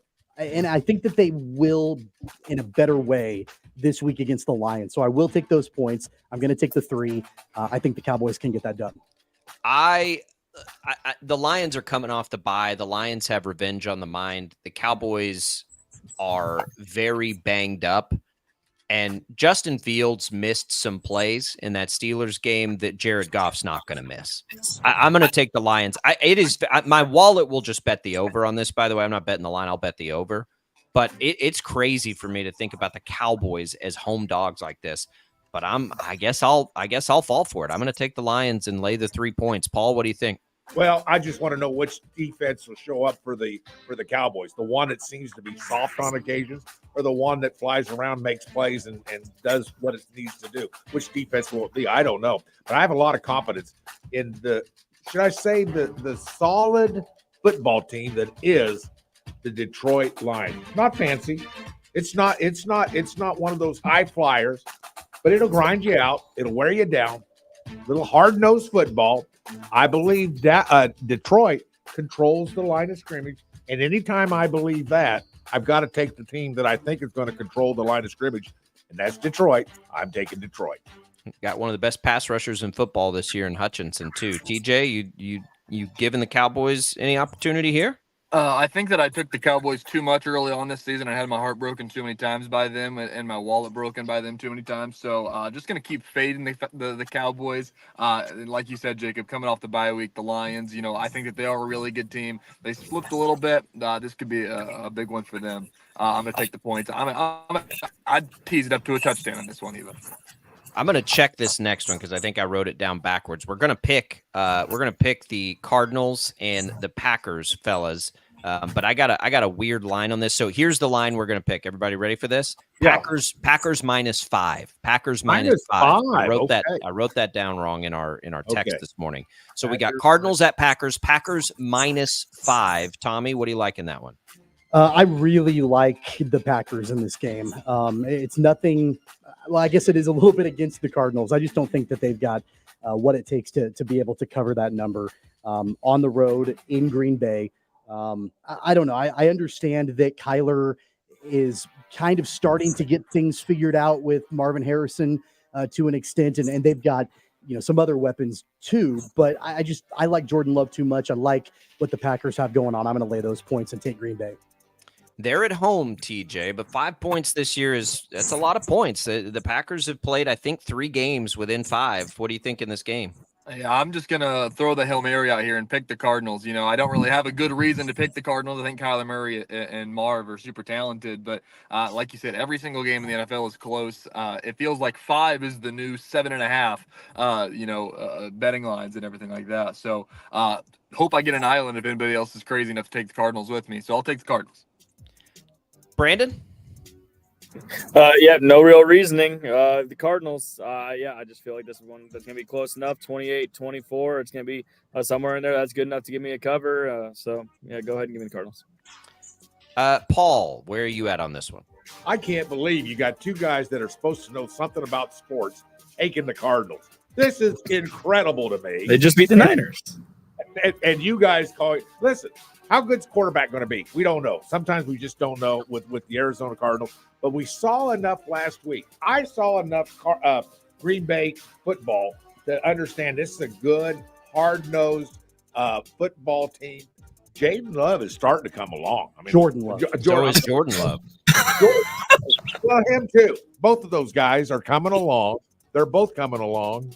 Anyway, they're both coming along. Listen, I'm going to go ahead and take the Green Bay Packers. Why not? I think it's a home game, and Lambeau is not the easiest place to play in the world, particularly if we get a blizzard blowing through this weekend. We won't. It's October, Yeah, Paul. we won't. Okay, Listen, I know. There's a matchup here that's good. I've seen that Green Bay is one of the teams this year. There are not many that'll play single high safety. That means Marv's going to get a chance at some one-on-ones. I'm going to take 5 point. I just think they can keep it within 5. I don't think I like them to win, but I think they can keep it within 5. I think it's a really nice matchup for Marvin Harrison. And I remember the game where he had 2 massive plays against defenses like that. It was like the second game of the year where he just went over the top to him. I think they're going to give him a few chances in this game, maybe more than he has been getting in the last few weeks. So I'll take the Cardinals as well. That's our picks. I'd wish you all good luck with them, but I would not mean it. But enjoy the Friday there, Brandon. Doesn't look like you're on the golf course today. I know you guys have been traveling with the Royals, but that's the way it is. Disappointed. What a bummer last night. Last night. Oh, it was. All right, that's the picks. TJ's going to stick around. We're going to come back. We're going to talk a little high school football here. Catch It Kansas Friday as well. No rest for the weary. And we'll do it next. Don't go away. Sports Daily coming right back.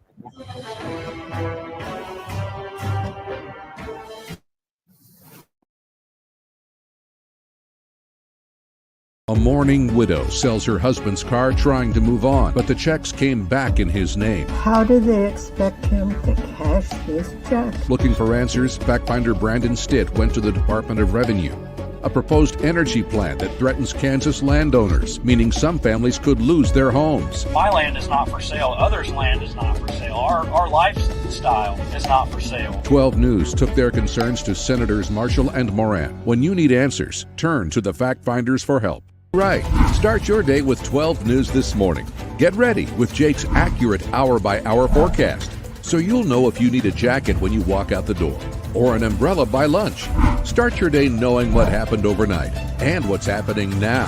Live, breaking news all morning long. And plan the best route to work and school with traffic from across Kansas. Start your day right. Start your day with 12 News this morning on KWCH and KSEW. Hey, Wichita, Jim Rome here, celebrating over 25 years as the #1 midday sports talk show on Wichita Radio. Find out why. Tune into The Jungle, weekdays 11 until 2 on 97.5 and 1240 KFH. Sometimes people tell us, I don't get it, it's just tea. But let me tell you, we are so much more than just tea. With more than 25 flavors, the possibilities are endless.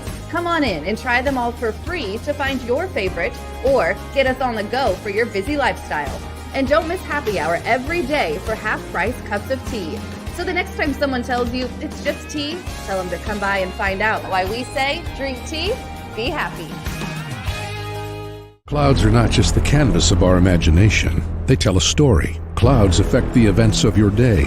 Sometimes they growl, sometimes they inspire, but they're always the messengers of nature's mood written in the sky. Storm Team 12 understands the language of clouds. We're dedicated to decoding their message so you know what to expect. Behind every cloud, there is a story waiting to be told. Trust Ross Jansen and Storm Team 12, alerting you first to the impact on your life. When you need help, remember, you're not alone. We are here. We are neighbors. We are together. We are Kansas.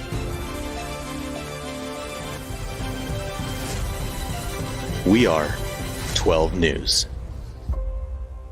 They say it takes a village. Come together and support local businesses in our neighborhoods. When you contribute to local shops, more money goes back into the economy. Shopping local makes our state stronger. So give back to the communities you love and watch our businesses and communities thrive. Shop local and be Kansas proud.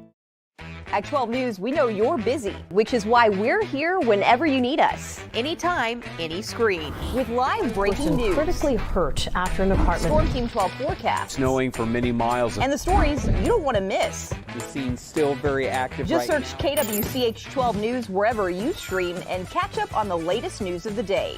All for free and on your schedule, hopefully making your day a little bit easier. And did I mention the Storm Team 12 forecast? 12 News whenever you want.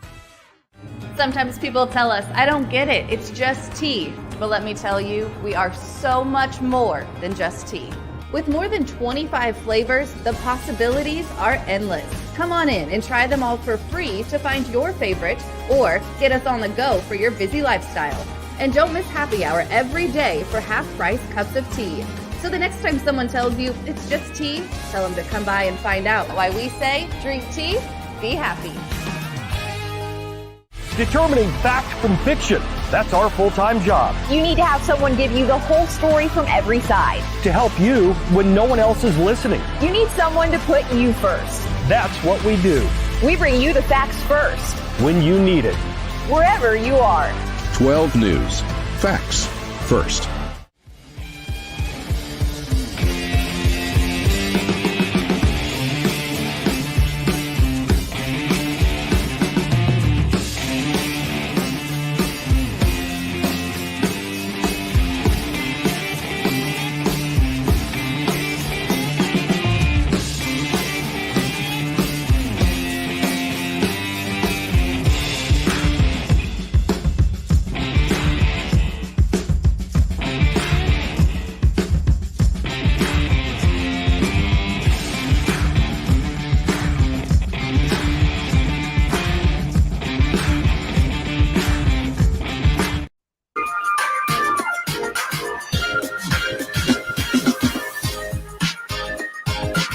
right. Thanks for tuning in, everybody. It's a Friday, a Fry-yay, a yay day, as my kids would say at school. It's a Friday and it's a party. It's a bummer today because the Royals fall, but we're making our way through it anyway. And it is a Catch It Kansas Friday, which is always room for celebration. It is a Catch It Kansas Friday, and we keep TJ Cleland here, of course, running things over at 12 News. The Catch It Kansas staff here, rocking and rolling. We got Paul out there coaching at Wichita East. We love high school football here on Sports Daily. And TJ, when we look at week 6, I mean, it's the easiest week to know where the attention lies because it's the Holy War, and it doesn't matter whatever else is happening. The Holy War brings added attention. Yeah, it's always an awesome game, especially with the history of the recent history of this game. They've played it at so many different sites. I know they played it at Cessna a couple of years ago. I think that the last 2 years they've played it at the baseball field downtown. This time, I think it should be a true home game for Bishop Carroll. It's going back to the campus for the first time in a couple of years, I believe. So will be really exciting to see all that. And it always brings everybody out. That's probably one of the most attended high school football games in the area every single year. So going to be interesting on the field. I know that a lot of people are ranking Capon the number 1 team in Class 4A now that Andover Central lost last week. So they've really come out and proven that they're more than the guys that they had last year and graduated. They're going to be another great team this year. Carroll slipped a little bit, lost some games they don't usually characteristically lose. So it would be a big statement for Carroll if they can knock off the rival tonight, obviously. TJ, there were a couple of upsets last week that I think were notable that stood out, including basically the city of Goddard taking down the city of Andover. You had both Eisenhower beating Andover, and then you had Goddard beating Andover Central. I know moving forward, those are a couple of games that, could basically set the direction of both the Goddard teams and both the Andover teams. What do you take away from those and where they move forward after that? Absolutely. That Eisenhower Andover game, I was kind of talking to you guys about it last week. Those were kind of 2 180 stories of teams that were kind of in recent history not very good. And then this year, they're pretty good. Andover, keeping it a ball game against Eisenhower is just tells you how good Andover is. Eisenhower had to sneak out like a last couple minute touchdown to win that game. It was a really good one. I think those teams are both going to be people that you'll see in Class 5A in the playoffs winning a couple of games. So a lot of talent between those. It's an awesome story to follow there. As for the other one, Goddard beating Andover Central, that's probably the upset of the state last week. Goddard, nobody knew how good they were going to be. Their entire team last year, it felt like, was Micah Johnson, who's a running back at KU this year. They run that veer every single play, and they do it so well. They run the ball so well. And it worked against Andover Central, who I know that at least Brandon and I regarded as probably one of the top 5 teams in Wichita, even in Class 4. They had so much talent. So it says a lot about Goddard. Will be really interesting of how Andover Central can respond this week. They got a good Salina Central tonight. We'll be at that one. That'll be a good one. Having perused a few of the top teams in every classification this past week, it struck me that how few Central Kansas and Western Kansas teams are ranked in the top 10. There's a lot of schools back east that are ranked in the top 10. Now, Derby, I think for the most part, is everybody's choice right now is the number 1 team in the state of Kansas, at least in 6A. But man, oh man, there's a lot of teams I don't know anything about. Would you give me a breakdown on what I need to watch when it comes to teams on the east part of this state? Because I'm just not familiar with them, other than the fact we played an undefeated team in Highland Park, Topeka, last week. I'm not familiar at all with what's going on the east side of this state. Yeah, it feels like it's kind of the story every single year because there's just so many schools that are there. It always cracks me up the way that they split the East and the West substates. That Manhattan is a team in 6A West. That's how many teams are over on the East side in those upper classes. Gardner-Edgerton is going to be one of the best teams in the state. They're in Class 6A. This team that won the state championship over Derby last year.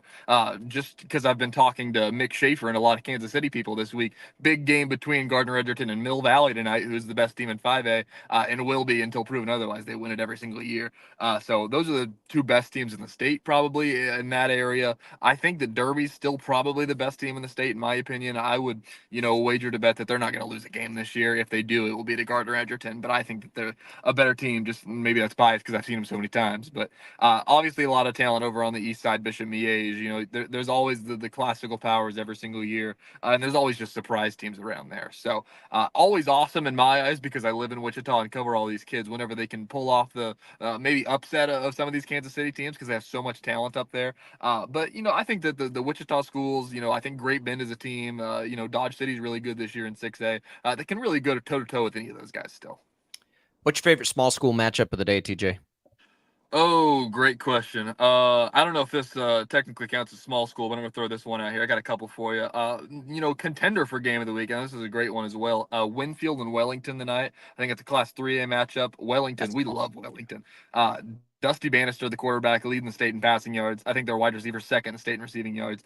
I was telling somebody about this game. They can throw the ball with anybody. They run like a Texas Tech air raid offense. They will throw it 60 yards down the field every single play if you let them. That's a really fun one. Conway Springs is going to take on Sterling tonight. Conway Springs is, proven that they're the best team in Class 1A. They can do everything so well down there. They run the single wing, I think, or something wing. Who cares? They run the ball. You get the point.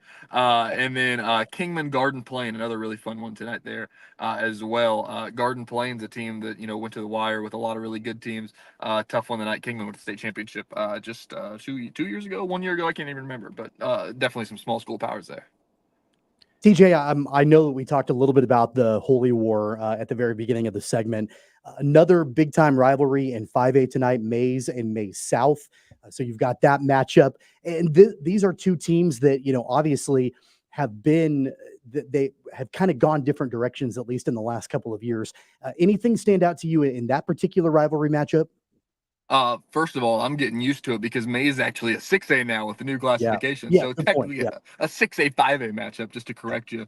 But going to be an interesting one. Mays has slipped. They won I think they won their first game last week on their homecoming. They took down campus, scored a ton of points. And because there's just so much talent on that Mays team, and they're just kind of missing the gel to get it all together. I keep telling everybody they have, upwards of 10 guys that are going to be playing college football. They just can't figure out the right pieces to go out because, and the other part of it is they're playing a bunch of teams that are really good. They always have one of the best schedules in the city of Wichita. Maize South, I think, is a team that, is probably up there in the top 5 as well. Like we said, I think that just to look ahead, next week they play Derby. That's going to be one of the best games that we're probably going to see in the city all year long. So Maize South's awesome. Tate McNew, he lost a lot of his receivers last year to go play Division I football, if that tells you anything how good they were last year. But they returned a lot of guys. Hunter Higgins, the defensive lineman for Maize South, is an offer from pretty much the entire Power 4, it feels like.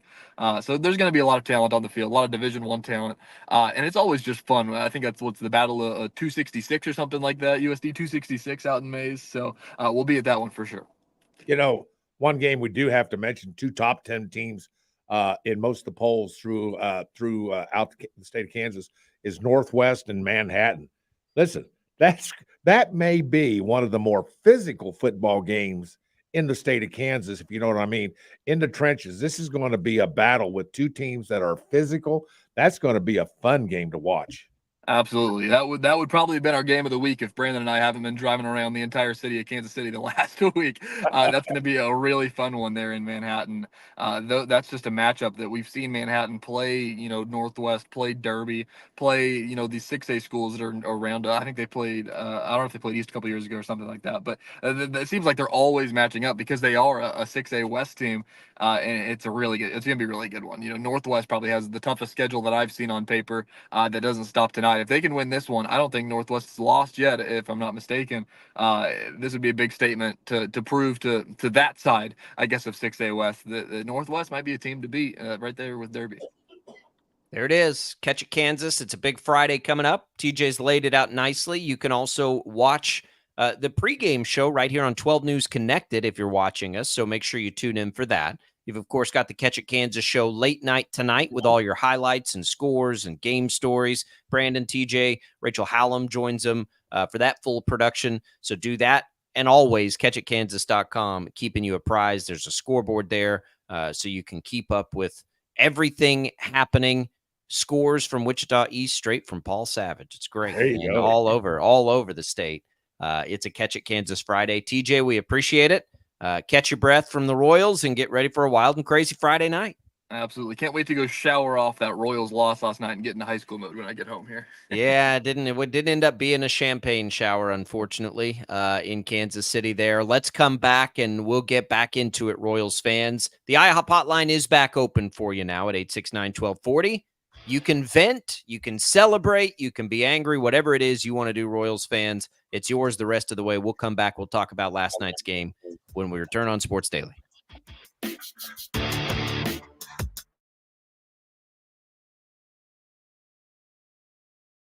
A mourning widow sells her husband's car trying to move on, but the checks came back in his name. How do they expect him to cash his check? Looking for answers, fact finder Brandon Stitt went to the Department of Revenue. A proposed energy plan that threatens Kansas landowners, meaning some families could lose their homes. My land is not for sale. Others' land is not for sale. Our lifestyle is not for sale. 12 News took their concerns to Senators Marshall and Moran. When you need answers, turn to the fact finders for help. Right. Start your day with 12 News this morning. Get ready with Jake's accurate hour-by-hour forecast, so you'll know if you need a jacket when you walk out the door or an umbrella by lunch. Start your day knowing what happened overnight and what's happening now. Live, breaking news all morning long. And plan the best route to work and school with traffic from across Kansas. Start your day right. Start your day with 12 News this morning on KWCH and KSEW. Hey, Wichita, Jim Rome here, celebrating over 25 years as the #1 midday sports talk show on Wichita Radio. Find out why. Tune into the jungle, weekdays 11 until 2 on 97.5 and 1240 KFH. Sometimes people tell us, I don't get it, it's just tea. But let me tell you, we are so much more than just tea. With more than 25 flavors, the possibilities are endless. Come on in and try them all for free to find your favorite or get us on the go for your busy lifestyle. And don't miss happy hour every day for half-price cups of tea. So the next time someone tells you it's just tea, tell them to come by and find out why we say drink tea, be happy. Clouds are not just the canvas of our imagination. They tell a story. Clouds affect the events of your day. Sometimes they growl, sometimes they inspire, but they're always the messengers of nature's mood written in the sky. Storm Team 12 understands the language of clouds. We're dedicated to decoding their message so you know what to expect. Behind every cloud, there is a story waiting to be told. Trust Ross Jansen and Storm Team 12, alerting you first to the impact on your life. When you need help, remember, you're not alone. We are here. We are neighbors. We are together. We are Kansas.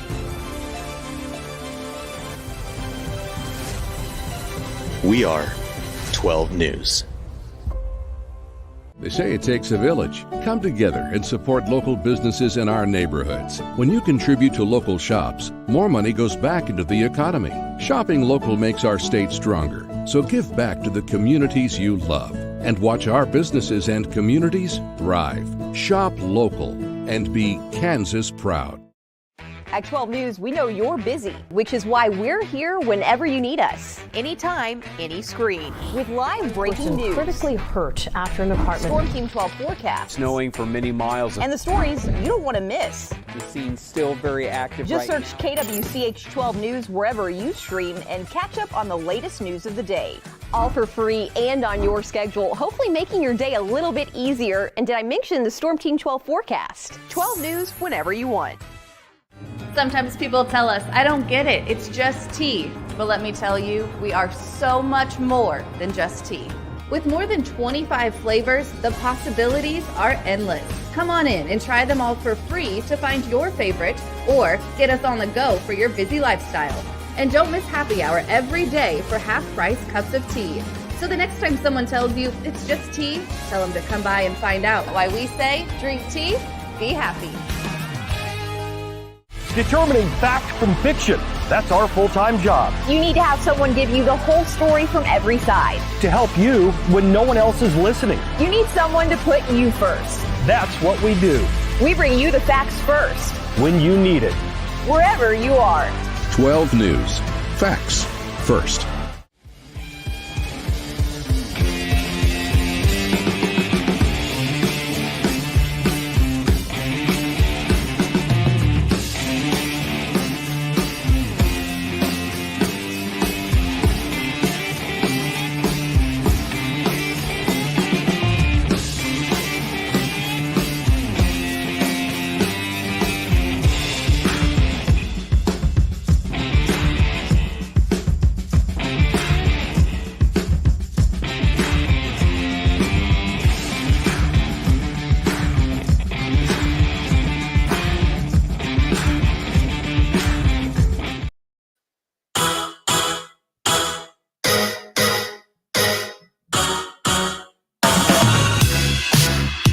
Back in here, Sports Daily, everybody. Jacob Albrock, Tommy Castor with you. Jad Chambers producing for us. We'll be missing Jad for a week next week.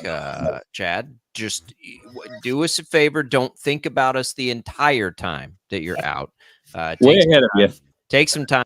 Oh, that's a pretty quick answer there. That was awfully quick. Yeah, I'm not sure how I feel about that. 869-1240, though, is the number to call. You can leave your comments on our video streams, Facebook, YouTube, X, 12 News Connected. And you can also leave us your voice messages. The Royals are bounced in the ALDS. 4 competitive, highly contested games. Couple of key moments. The Yankees had more of those key moments offensively. Be honest, Tommy. When Kyle Isbell hit that ball, did you think it was leaving the yard? No, I didn't. I didn't either when he hit it. And then it was like, wait, this might go. No, because I knew the wind was blowing in, and I know that Kaufman is hard to hit home runs in. And that was the storyline the entire game was if that was in Yankee Stadium, that would have been a home run. There were a couple of them that were like that, but the wind was blowing in. And Isbell is not the kind of guy that I look at like, oh, he's gonna be able to drive one out of there, even in a normal circumstance. So no, I never thought it was leaving the yard. Paul, Tommy and I talked about this in the first hour. The feeling of what comes next is highly optimistic. I don't know if you've thought about this yet, but does this seem like a flash in the pan to you, or are you with us that this is sustainable and it looks like the Royals are finally back to being a good team again?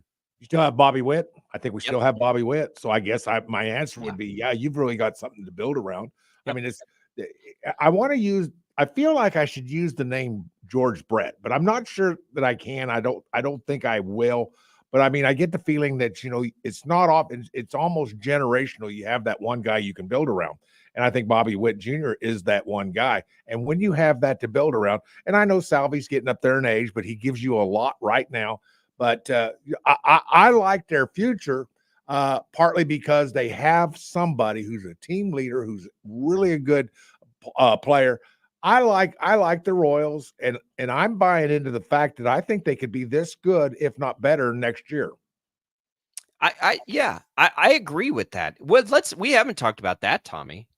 What are the chances that they're better? What are the chances they have a better season than they did this year? We think the roster can get better, right? We think that, but can the results get better? Can they get to 95 wins in a regular season, that kind of number? If I knew that there were players that were in the system that were knocking on the door to be ready to come in and be franchise players, then yeah, I'm not ready to commit to that right this second because it's going to be largely dependent on what they do during the offseason with free agency. That's really going to be the path in the short term for Kansas City. And it doesn't mean that they can't. And they did it a year ago. And I think that John Sherman is willing to open up the pocketbook to be able to go and do that. But if there was a pipeline of players that you saw promise from that came in midway through the season, and then you think, okay, well, they're going to be able to take a step forward next year, it'd be easier for me to say, yeah, they'll be a better team next season than they were this year. But I can't commit to that right now. I think at the very least, we'll probably be seeing about the same kind of team that we saw this year. I don't think they'll regress. I have a hard time believing that they will regress. I just can't commit to another step forward until I know what those free agent pieces look like. Well, that's something. That's something. That's good. That's something. Yeah, it's hard because you've got to think about it this way. And I agree. Salvador Perez will be a year older. What does that look like? Your pitching all came together at the same time. If any piece of that doesn't, then that would be a reason. The other thing is Bobby Witt Jr. always going to be a 330 hitter? I didn't think he was that kind of a 4 average hitter. So maybe he is, but maybe he's not. Maybe the power continues to develop and he's not. So I think there's a lot of reasons to think that. And that's why the pressure is on this front office to make those guys not have to carry the load quite as much, right? Get a little more offense throughout the lineup. And how they do that will be really interesting. I would tell you this, Royals fans, what I don't think will happen is that they'll explode into this offseason and be one of the first teams to go sign a big bat. I think it will be an offseason of patience. I think they will let let things fall, see where things land, and be ready to pounce on guys who didn't get that big contract maybe they wanted. Basically, take the same path they took with Lugo and Waka. Just let everybody go out and go after the big tickets, and then let's just see what's out there. And I think that's the right way to go about it, too. I mean, I'm never going to get mad if they go spend a bunch of money and bring somebody in. I don't think that's what they'll do, and I don't think that's what they need to do. I think standing pat and, bringing in veteran bats, taking a few, just like they did with Renfroe and, a couple of the other names they brought in offensively, just more of those kinds of moves. I don't think they'll be in the market, Tommy, for young hitters who are really good, who are hitting free agency. That doesn't seem frugal to me. That doesn't seem like the right path. They did that with Bobby Witt Jr. They put their money where their mouth was on that. They're going to have to get it done on a budget. But I think if you're going to be on a budget, going to find veteran bats is the best way to be on a budget. What you don't want to do is look for pitching. They solved that last year. They did, for the most part. I mean, you can always have more bullpen arms, and I know that the bullpen was more of a trade deadline type thing, but you are more than likely losing a guy like Will Smith, which he didn't really do much of significance. He was expected to be more significant this season, so he is a pending free agent, and they're not going to bring him back. So there are going to be a couple of other pieces in the bullpen that I think that you would like to have more stability there. Ursig is great and Bubic is good, and you've got to, all of that is in place, but I don't know if you feel super confident going into next season about the overall makeup of your bullpen. And so knowing that, and keep in mind, Hunter Harvey barely pitched for them, right? And we don't know really what his ceiling is and really what the long-term plans for Hunter Harvey will be.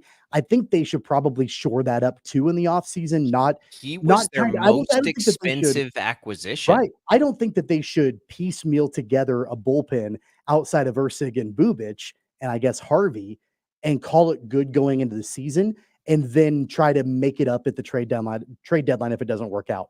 I'd like to see them acquire at least 1 or 2 more bullpen arms on top of, the bat situation and things like that they're going to need to do during the offseason. I think, I don't know. So here, I'm going to just give you a list of their free agents. Paul DeYoung, Robbie Grossman, Gurriel, Hampson which is interesting. Michael Lorenzen and Will Smith, Tommy, are the only guys who are in that bullpen, and Will Smith can go. Michael Lorenzen's probably going to get a big deal. I think with Bubic emerging there, if Harvey's there and Ursig, that probably is what you envision as your final 3 in whatever order.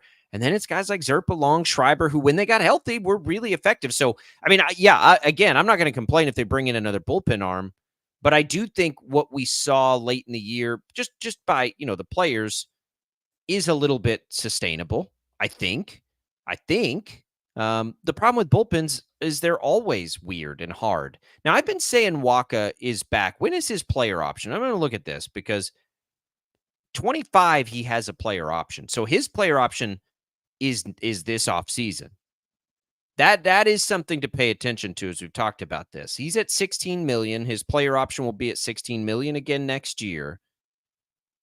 I got to imagine there's a bigger market for him than that, maybe. So you might be losing Waka here in his player option. That'll be an interesting one to watch if he activates that. I mean, if you were a team with a big bankroll, wouldn't you pay more than $16 million for Michael Waka at this point, Tommy? That's a little bit too rich for my blood. Really? With the way that the pitching market has been in free agency? Yeah, but I mean, keep in mind, you're talking about he's penciled in as the number 3 starter right now. Yep. If he was 1 or 2, I mean, they signed him along with Lugo. In fact, I thought going into the year that Waka, outside of Cole Reagans, would probably be their ace. I thought it was going to be more likely Waka than Lugo. That didn't really pan out that way. I don't know if I'm necessarily willing to. He had almost an identical year to last year, and last year this is what he was worth. So maybe that doesn't change. But I think the reason they got him for 16 was because people didn't think he would replicate. And, and he's had some injuries in his past, but seriously, almost an identical year. And really it's almost an identical 3 years in a row. And he's been right there, low 3s ERA, good whip. He's giving you innings. If I'm Waka's agent and he doesn't just isn't like, no, I'm never leaving, I loved it too much, I would test the market, I think, if I were him. So we'll watch that. So that may be one hole in the rotation they've got to fill. And then Lorenzen's free agency, because you could always ask him to come back too. But a lot of things, we have a lot of time to talk about it. It's the day after the season. Here's the good news, and I think why it's important, because I think everybody's optimistic, right? It doesn't feel like, oh my God, they'll never get back again. It's been a long time since they got there. Maybe they can come right back next year. All right, that's that's it, Royals fans. We'll talk more about the Royals next week, I'm sure. We'll watch free agency closely. We'll keep wishing they were continuing to play in the Major League Baseball postseason, but they're not. They lost to the Yankees, and that ends what's been an incredible year. We'll come back. We'll tell you what's on the network this weekend when we wrap up Sports Daily right after this.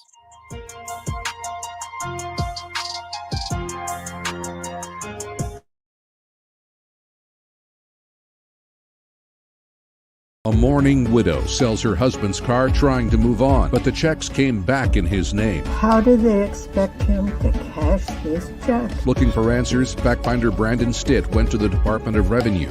A proposed energy plan that threatens Kansas landowners, meaning some families could lose their homes. My land is not for sale. Others' land is not for sale. Our lifestyle is not for sale. 12 News took their concerns to Senators Marshall and Moran. When you need answers, turn to the fact finders for help. Right. Start your day with 12 News this morning. Get ready with Jake's accurate hour-by-hour forecast, so you'll know if you need a jacket when you walk out the door or an umbrella by lunch. Start your day knowing what happened overnight and what's happening now. Live, breaking news all morning long. And plan the best route to work and school with traffic from across Kansas. Start your day right. Start your day with 12 News this morning on KWCH and KSEW. Hey, Wichita, Jim Rome here, celebrating over 25 years as the #1 midday sports talk show on Wichita Radio. Find out why. Tune into The Jungle, weekdays 11 until 2 on 97.5 and 1240 KFH. Sometimes people tell us, I don't get it, it's just tea. But let me tell you, we are so much more than just tea.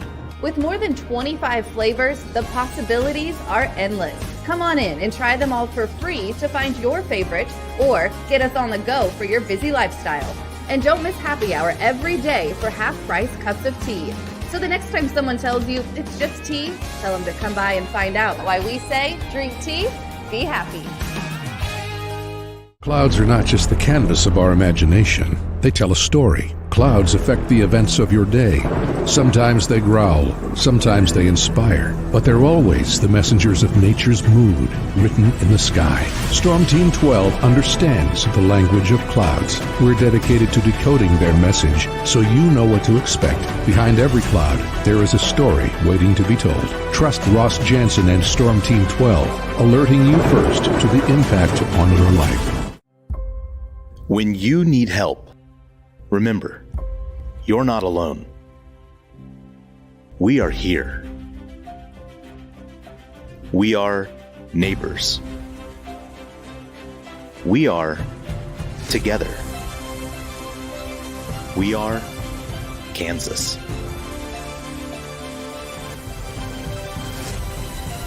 We are 12 News. They say it takes a village. Come together and support local businesses in our neighborhoods. When you contribute to local shops, more money goes back into the economy. Shopping local makes our state stronger. So give back to the communities you love and watch our businesses and communities thrive. Shop local and be Kansas proud.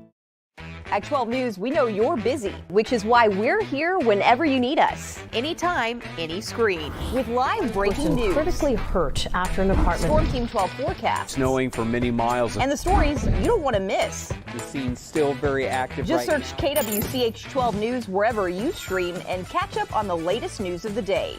All for free and on your schedule, hopefully making your day a little bit easier. And did I mention the Storm Team 12 forecast? 12 News whenever you want. Sometimes people tell us, I don't get it, it's just tea. But let me tell you, we are so much more than just tea.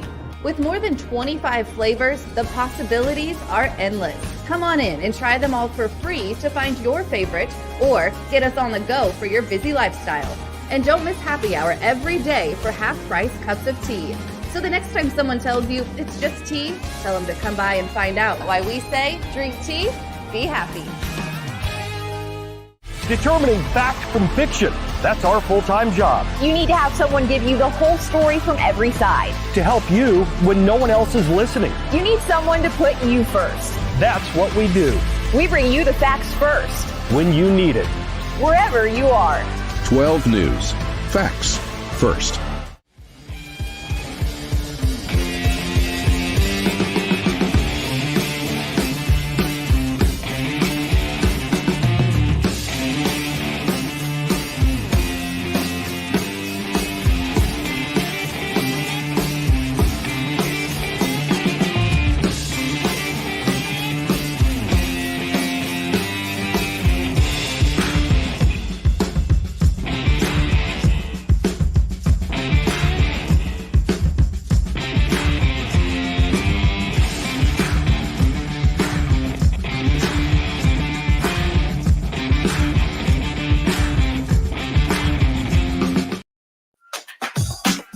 All right, everybody, that's going to do it for us for this week on Sports Daily. A busy weekend of programming, normal programming. Bob and Jeff locally today at 2. The Chris Kleiman Show tonight at 7 o'clock here on KFH. Tomorrow, Butler football right here on KFH at 12:30. K-State on the road at Colorado. Pre-game coverage begins at 7 o'clock here on KFH. And then, of course, the late night game in Boulder.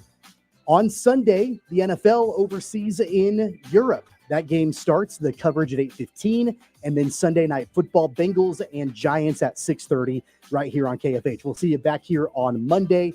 Had a lot of people on the show today. Let me shout them all out. For Jessica and Adam Hadwin, for Paul Savage, for TJ Cleland, for Brandon Zinner, for Jad Chambers, for Jacob Albrecht. I'm Tommy Castor. Have a great weekend. We will see you back here on Monday.